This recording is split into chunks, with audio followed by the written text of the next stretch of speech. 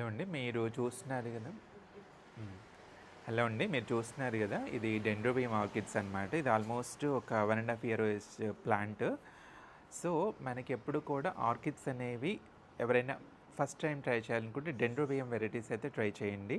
దీనికి మాయిశ్చర్ కావాలి, bright indirect sunlight అయితే ఉండాలి. మనకు స్పెషల్‌గా ఇది ఈ స్పైక్ వచ్చేసి మీకు మినిమమ్ 3 మంత్స్ అయితే ఉంటుంది. సో, ఈ స్పైక్ అయిపోగానే మళ్ళీ ఇక్కడ సెకండ్ స్పైక్ అయితే స్టార్ట్ అవుతుందనమాట.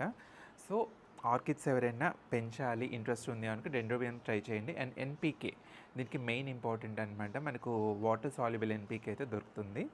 దాన్ని యూజ్ చేసేసి మీది పాటింగ్ మీడియం అంటే కోకోనట్ హస్క్ మాత్రమే పెట్టిన పాటింగ్ మీడియం అనమాట ఇది.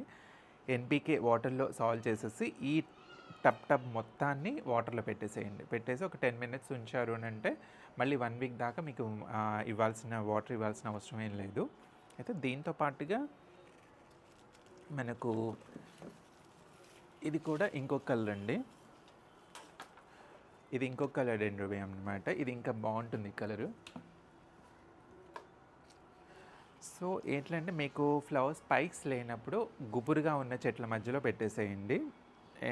వీక్లీ వన్స్ వాటరింగ్ అది ఇస్తూ ఉంటే మీకు దీనికి సీజన్ అంతా ఏముండదు. ఇయర్ అంతా కూడా ఫ్లవర్ స్పైక్స్ వస్తూనే ఉంటాయి. కాబట్టి ఎప్పుడైనా డైరెక్ట్ సన్‌లైట్ అయితే పెట్టకండి. అదొక్కటే చిన్న టిప్పు.